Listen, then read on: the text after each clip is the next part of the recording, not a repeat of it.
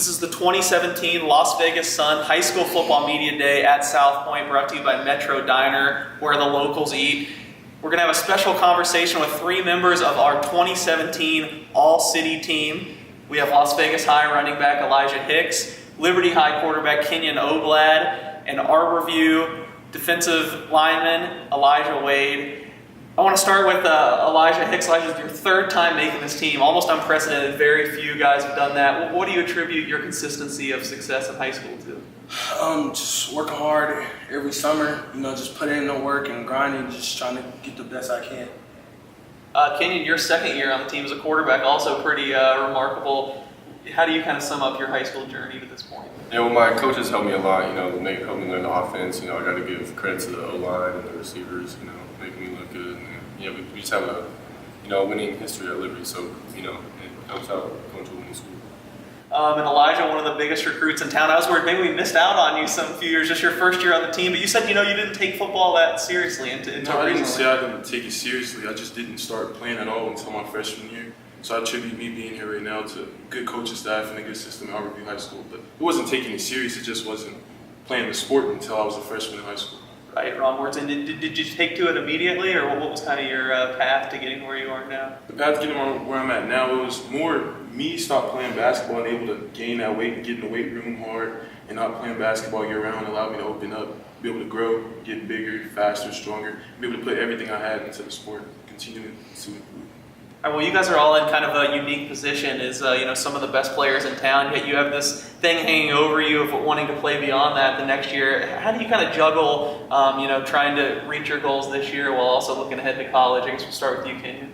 Well, I guess the way I look at it is, you got to go through high school to college, and playing good in college. High school, getting better is how you're going to go to college. So that's how college look at you. So if you play good in high school, you're going to go to college. You got to work hard and play good in college. Elijah, how much would it mean to you to continue the success you've already had and get to play on the next level? Is that something you've really set your sights on from the beginning? Oh yeah, huge deal. I've been looking at that since I was a little kid. I've been looking up to my brother and uncle since I was a little kid. Always supporting my brother at every game. Taking long drive trips to watch his college games. I always wanted to follow in his footsteps and go play D1 football. And Elijah, what do you think about the next level? I'm already trying to prepare for it, but at the same time, I'm just trying to live in the moment, get ready for this upcoming season, and let that take care of itself in next year's offseason.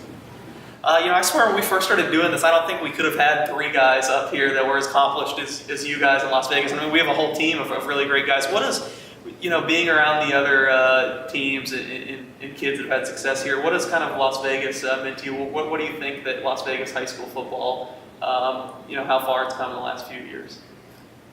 Oh, it's grown a lot. How last year how Liberty went down and wouldn't go beat that team down in Texas. It proved a lot and showed that Las Vegas schools can compete with any school around the country. Not just going that. Second, what he said, a public school going down there, beating Texas teams, showing that not just Gorman can compete with out-of-state teams that we loaded in Vegas. And we're somebody that shouldn't be overlooked anymore. Kenyon, what's that mean to you? You're like such a centerpiece of this kind of victory people are going to be talking about for years to come. Yeah, I think the talent in Vegas has always been here, but it's starting to get looked at a little bit more, and people are starting to get offers, and college is starting to come down to recruit a little bit more, and going out of state and playing teams that are more known, I guess, like Texas and Florida teams. That's how you get known. That's beating them. That's how colleges see you, and that's the big part of it. Well, Elijah, you mentioned the elephant in the room, and also go to Kenyon, as I know he has some experience with them. But, with Las Vegas high school footballs, everyone's going to talk about Gorman first, the three-time national champions. But I know you guys have brought it to them the best you can. And what's that like going into a season? Is it a little defeating knowing there's like this juggernaut in town, or is it something that motivates you every day? I don't say it's defeating. I would say it's more motivation because that's the best team in the nation. So we look at it as if we beat them, then where does that put you?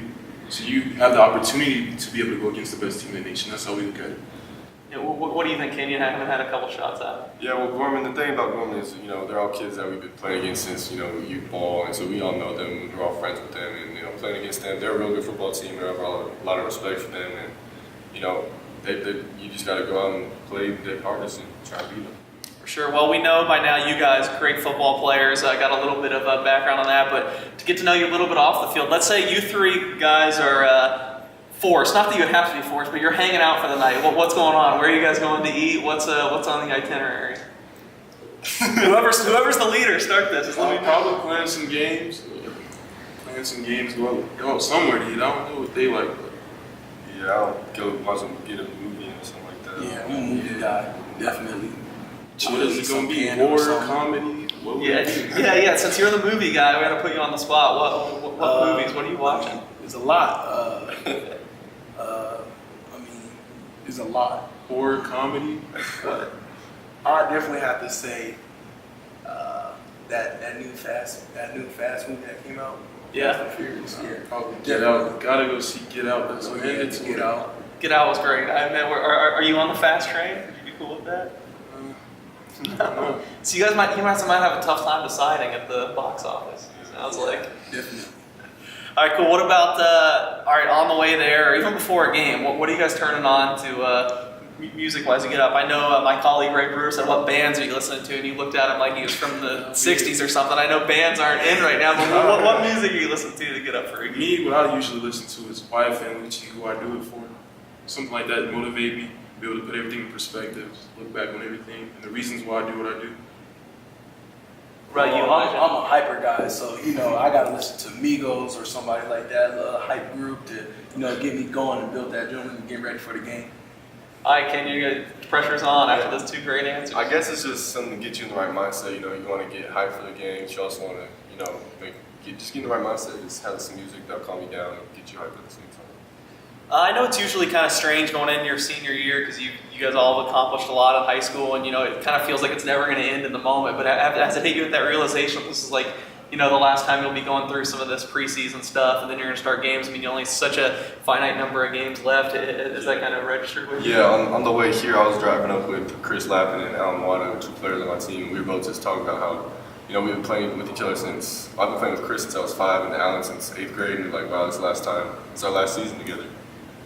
What about you, Elijah? Yeah, definitely. I be saying it every day. I'm like, dang, my freshman year really, like, from freshman to now, like, it flew by. Like, I never seen it coming. And Coach Sturm used to always say that before every game. And he said, guys, it will fly by. He says it like every game. And then at the end of the season, playoffs start. He said, see, man, I told you guys, it will fly by. I was like, I'd be sitting there like, it really did fly by.